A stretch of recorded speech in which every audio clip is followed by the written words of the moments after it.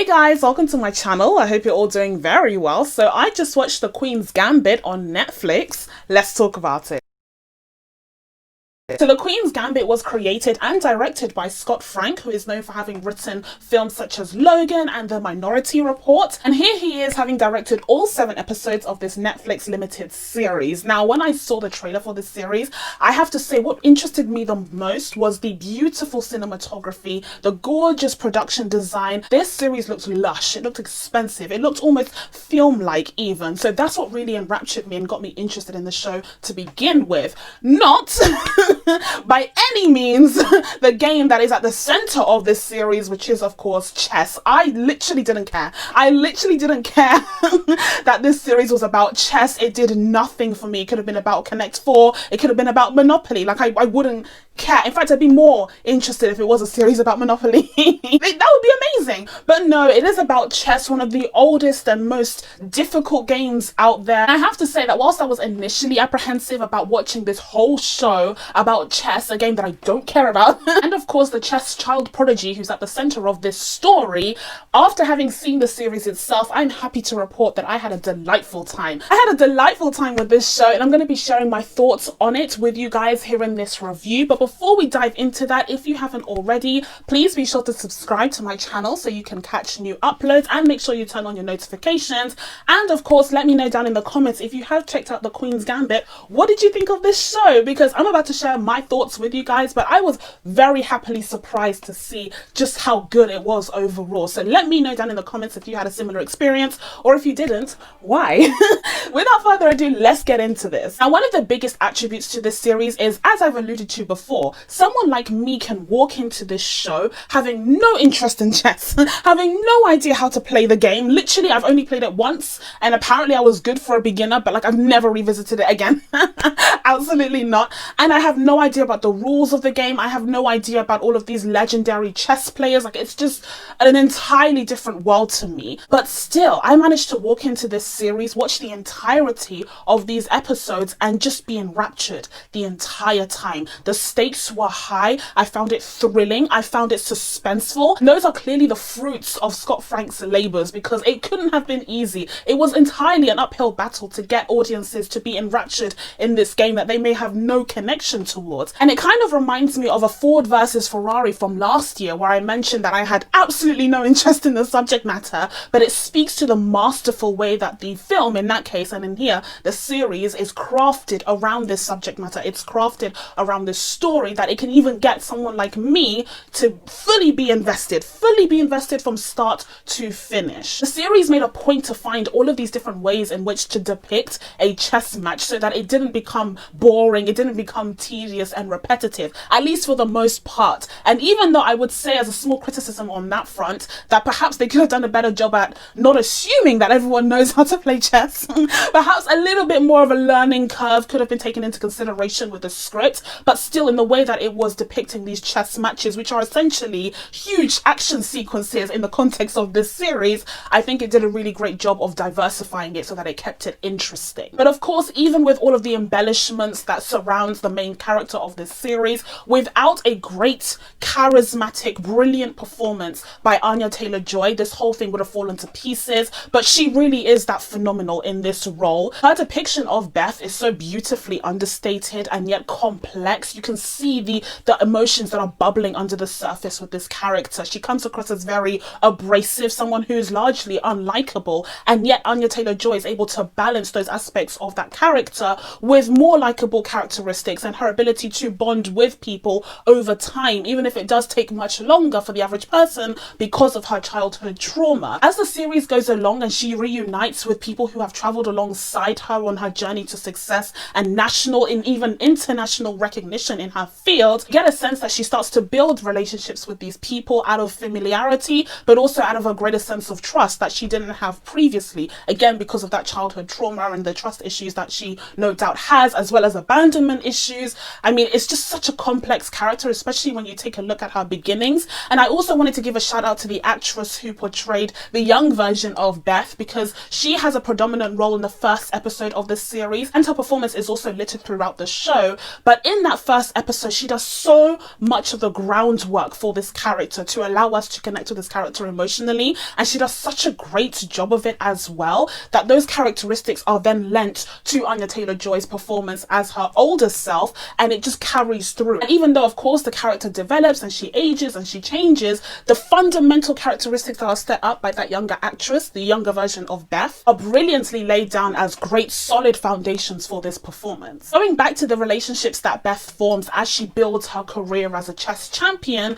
you see that even though this character is quite abrasive, she does have a lot of mental issues and mental struggles that she's dealing with whilst also thriving in this field. She is able to have these moments of levity and likability and charisma that allow us to actually be convinced by the connections that she's starting to build. And this is very important because, not to give too much away, but those connections become instrumental in not only her personal life but also in her professional life, to the point where they're no longer working against her but rather for her. Now, as I mentioned before, one of the things that really attracted me about this series was its beautiful aesthetic. I thought it looked very cinematic. I thought the cinematography looked incredible, and also the set design and production design looks so high value. This is clearly a very expensive series. Netflix seriously needs to cut on its budget, because I don't understand how they're able to afford all of it. Like, it's crazy. And then I take into consideration the other series that I've seen as of late that are set in a similar time period, like The Umbrella Academy season 2 was set in the 60s. You had Ratchet, which is actually set in the 40s/early 50s, but then you also had Lovecraft Country, which is actually a HBO show, but that was set in the 60s as well. It seems as though this year I've consumed a lot of media that is set in the mid 20th century. And because these other series have done such a good job at nailing the feel, the atmosphere of this era, I have my standards set pretty high as a result. I'm happy to say that The Queen's Gambit meets those standards perfectly, incredibly, with flying colors, because it is stunning and it realizes the 1960s brilliantly. And not just in America, not just in one part of America either, because in a lot of those other series that I was talking about, they're set in specific places like Chicago for Lovecraft Country, or in The Umbrella Academy was set in Texas. Here we have different versions, different cultures explored in the 1960s. And what I was particularly impressed by was the depiction of the USSR in the 1960s. I thought it felt so authentic.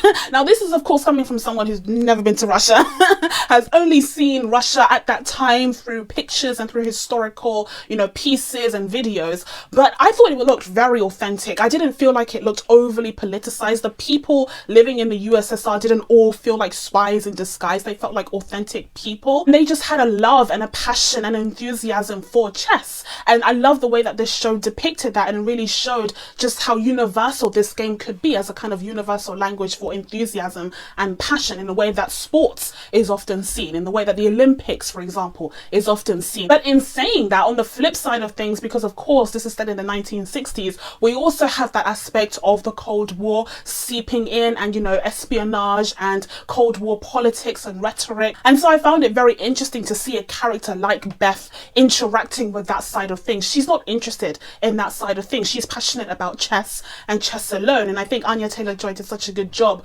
of depicting this character that, again, holds a lot close to her chest, but there's some things that she's very openly against and very openly reluctant to engage in, and that is more of the political side of the entire chess operation, I guess. And speaking of bringing the 1960s to life, if there's one thing that I definitely wanted to mention in this review, as someone who most definitely pays attention to this sort of thing, it would be Anya Taylor-Joy's wig.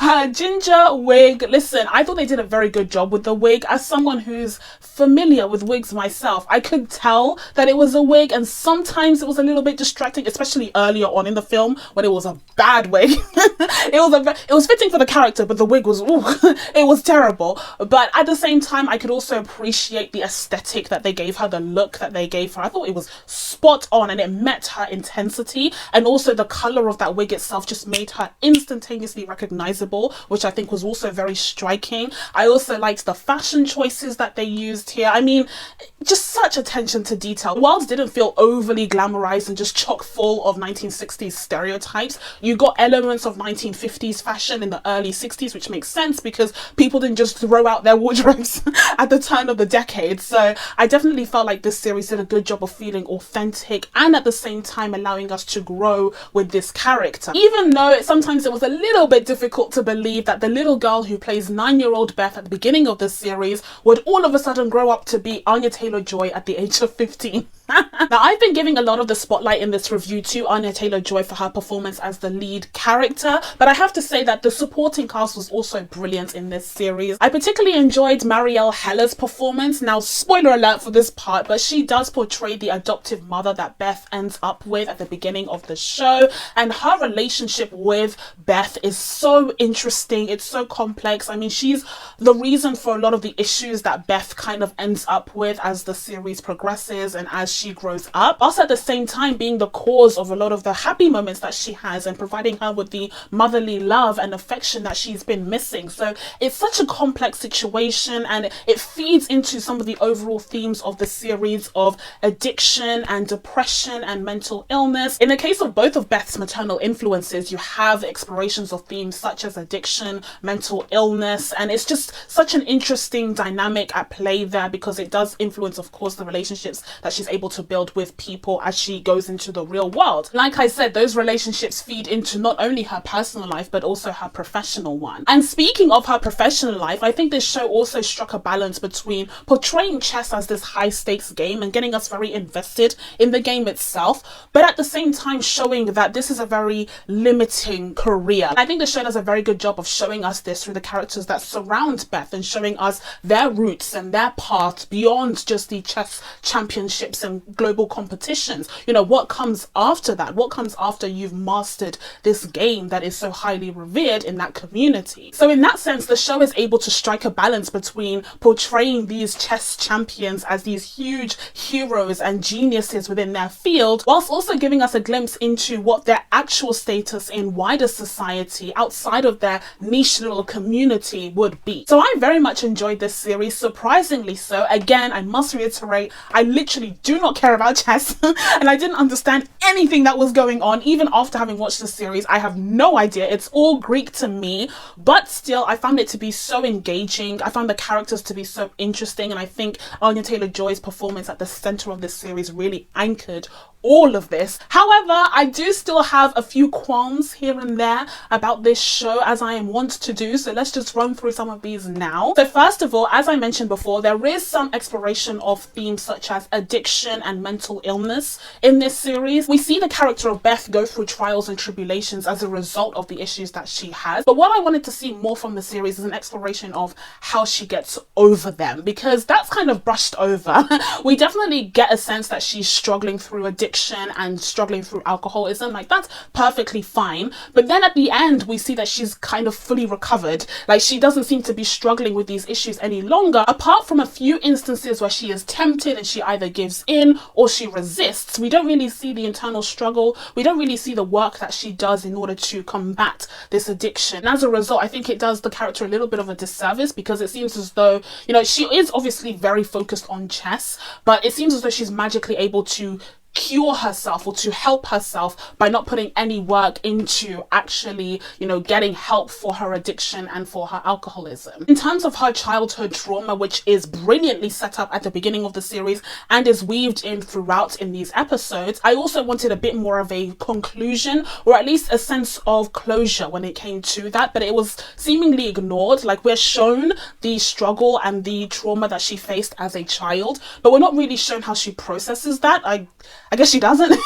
She kind of just forgets it. And we're also given this analogy that she uses as she sees chess as this safe place. Like, the chessboard is a place that she can be control of and nothing can really hurt her from the outside. The only thing that can happen is that she can mess up herself. But at the same time, we don't really get a follow-up to that. We don't really get much of an insight into her mind and how she's dealt with her childhood traumas when she becomes an adult. Now, this criticism maybe seem to entirely contradict what I'm about to say next, but just hear me out, okay? Because my next issue with this series is that it's slightly too long.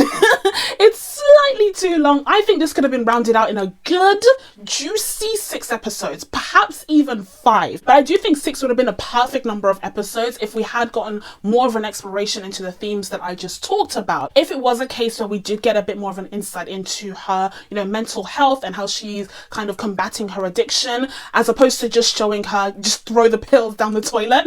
and be like, no, I'm not going to take these anymore. It would take more than that, especially because she became addicted at such a young age. She was reliant on those pills for so long. I wish we could have seen a little bit more of how she tackled that, and in that sense I do think that the 6 episodes would have been justified, but as is I think 5 episodes would have been perfect, because there are some episodes where we have, you know, various competitions, various levels of chess competition.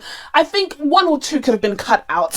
Even though, again, I do admire the show for the way that it was able to depict chess matches in this very dynamic, interesting way. They never got boring, but there were a few that kind of felt superfluous and like they were padding out time, which is crazy because you don't need to. Now, finally, it wouldn't be a Gene review without mentioning at least once the topic of race. The topic of race. Now, actually, I wonder if you'll be able to predict what my issue was in this case. You might actually be surprised, because I personally didn't have the biggest issue with the absence of black people in this series. Okay, I actually didn't have the biggest issue with it because I completely understood that this wasn't really the culture that we were exploring. The culture that we were exploring was very niche, and this is during the 1960s, so it would have been very unlikely that the black chess community would have been integrated with the white chess community anyways. And sure, we could have touched on that, sure, we could have explored that, but at the same time, like, I kind of understand, like, I just, fine, this is fine, okay? My problem is that the black character that they do have is problematic as hell. But this is getting into more specific spoilers of the show, so if you don't want to be spoiled, I'll put the time here where you can skip to so you can see my rating for this show. But if you're still here, I have 2 main issues with the character of Jolene. So at the beginning of the series, she is the one to introduce the drugs, the medication to Beth to begin with, which I take issue with, okay, because she was essentially the root to Beth's drug addiction.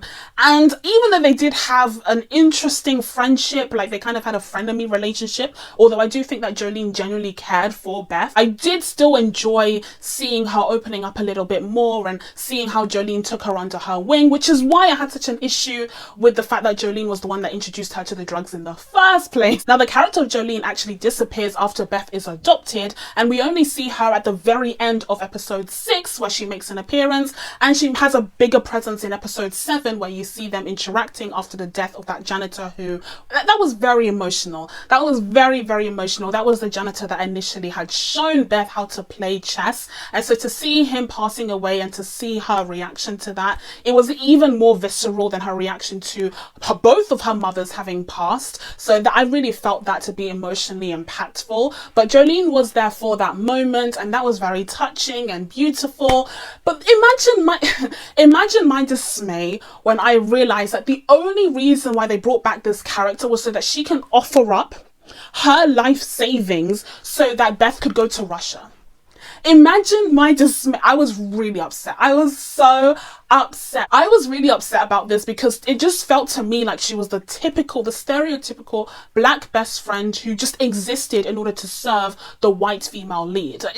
She had no other purpose to come back. She literally had no other purpose. Beth could have met Jolene at the funeral. They could have had this really nice emotional reunion there and then just left it at that. But because they prolonged her stay, there had to be something else. Because she was there for longer than she needed to be, there had to be something else. And of course, it was to offer up her savings, the savings that she needs in order to go to law school with,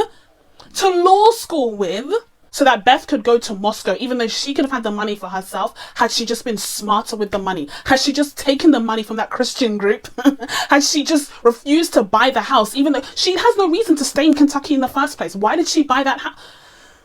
I was very upset. I was very upset to see this black female character reduced to this kind of role, but I was at least vindicated by the fact that Beth won, because otherwise we would have issues. But overall, I have to say I very much had a fun time with this series. I thought it was beautifully executed. The performances here were great. I especially enjoyed the exploration of this game, chess. Which, who would have thought it? But in the right hands, anything can be made interesting, and this is just yet another example of that. And clearly, Scott Franks were the right hands to put this project in. So with all of that said, I'm going to be giving The Queen's Gambit a 7.5 out of 10. So that's it from me. Now that I told you guys my thoughts on The Queen's Gambit, it's time for you guys to let me know what you thought of this series down in the comments below. Please be sure to subscribe to catch new videos coming up. Thank you guys so much for watching. I really, really appreciate it, and I will see you in the next one. Bye!